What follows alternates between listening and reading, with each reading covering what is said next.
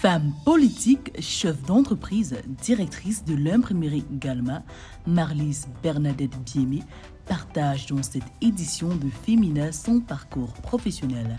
Elle revient sur la problématique du leadership féminin, l'éducation de la jeune fille, la place de la femme dans les sphères de décision.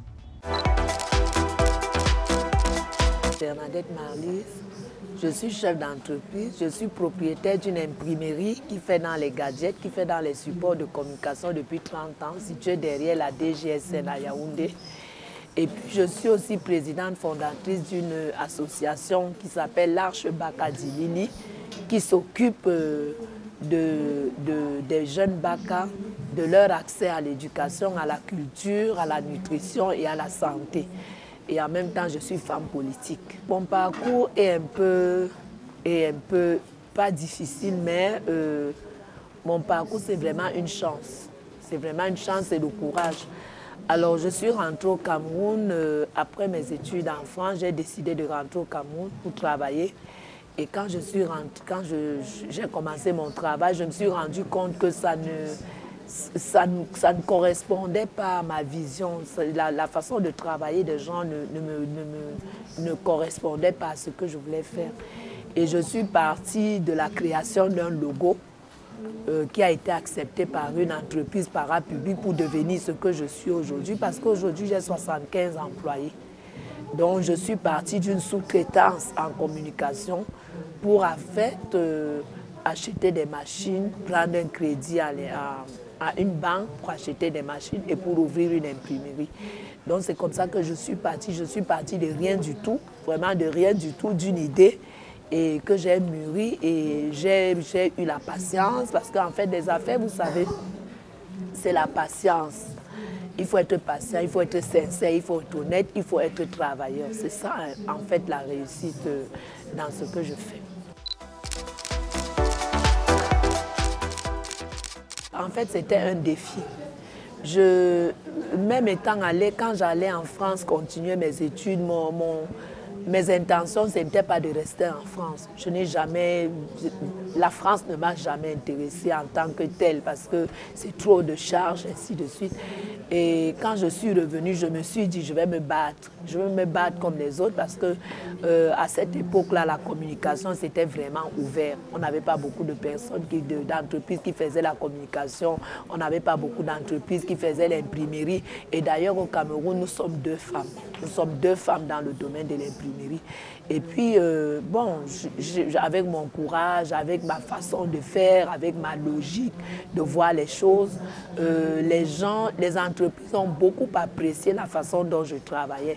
Parce que je n'allais pas vers les entreprises pour gagner forcément de l'argent, mais je servais de conseil. Parce que quand moi je fais un travail, ce n'est pas plus pour gagner de l'argent, mais c'est pour conseiller l'entreprise. Parce que je sais qu'il faut voir à long terme, il ne faut pas voir à court terme. Donc c'est un peu ça, c'est ce courage-là, cet amour pour le Cameroun, pour mon pays où j'ai grandi, où j'ai vécu, qui m'ont fait rester au Cameroun. Je donne beaucoup de conseils à mes employés parce que 80% de mes employés sont des femmes. Parce que pour moi, je sais que la femme sait bien faire. Et quand vous donnez un travail à une femme, elle est perfectionniste dans ce qu'elle fait. Elle est honnête, elle est sincère par rapport aux hommes qui ne sont pas très posés. Donc, je donne des conseils. Je leur dis comment il faut être patient quand on est en entreprise, comment il faut bien faire son travail.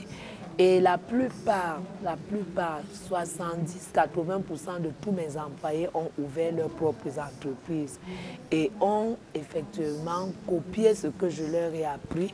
Et parfois, ils continuent à prendre des conseils chez moi.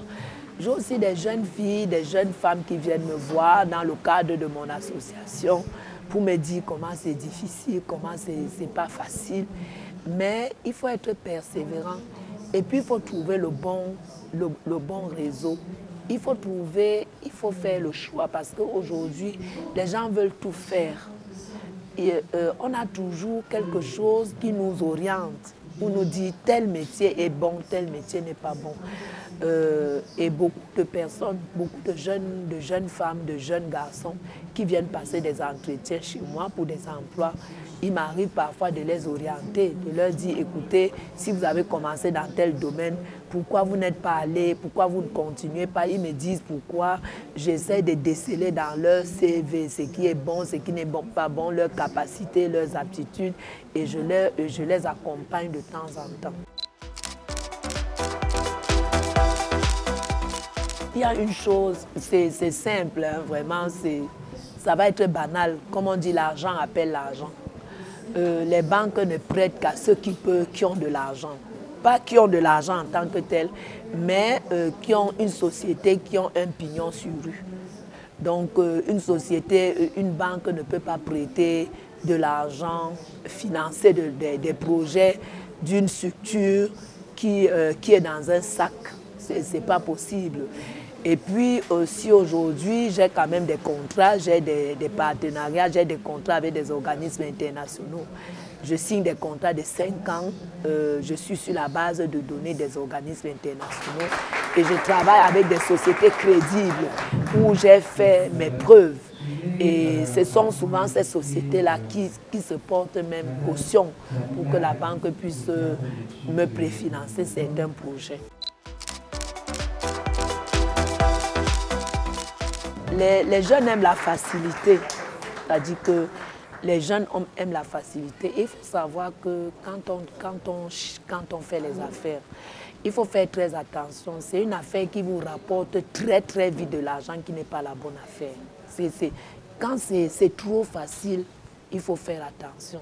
Il faut avoir le courage, la persévérance, il faut faire le bon choix. Parce que vous avez des jeunes qui font plusieurs choses à la fois et qui à la fin ne savent pas quoi faire. Et il faut savoir que pour réussir une affaire, ce n'est pas en 6 mois, ce n'est pas en 1 an. Il faut compter au moins 1 an et demi. Et il faut savoir gérer cette affaire. Parce que comme on disait tout à l'heure, il y a des gens qui pensent que quand on a vendu pour 10 000, qu'on a acheté à 8 000, on a vendu pour 10 000, les 20 000 vont dans la poche, on peut faire ce qu'on veut faire. Non, il faut savoir gérer tout ça. Parce que moi, je vais vous dire, quand j'ai commencé il y a 30 ans, j'ai livré le café. J'ai livré le café à SNV, j'avais la société dans le sac, mais avec mes diplômes, avec une nationalité, j'avais mes diplômes. Mais j'ai supporté et j'ai su comment gérer ça. Je suis partie de 1 + 1 + 1 + 1 pour faire ce que j'ai aujourd'hui. Mais aujourd'hui, les jeunes ne sont pas patients. Les gens ne sont pas patients en business. Il faut être très patient et accepter. C'est-à-dire que les gens veulent vite gagner. Ils ne voient pas plus loin que leur bout du nez. Donc, c'est un peu ce conseil, la persévérance, le courage, la bonne gestion. C'est bien d'avoir des formations comme ça parce qu'il y a beaucoup de personnes qui ont fait des affaires. Moi, je peux vous dire, il y a des gens qui ont commencé l'imprimerie, qui ont commencé des affaires avec moi, mais ils sont tombés au bout de 5 ans, 6 ans. Mais moi, ça fait 30 ans. Pourquoi? Parce que je sais faire la différence entre le bénéfice et le fonds de roulement. C'est ça, en fait, le problème. C'est ça la clé des affaires. Savoir faire la part des choses pour pouvoir réussir.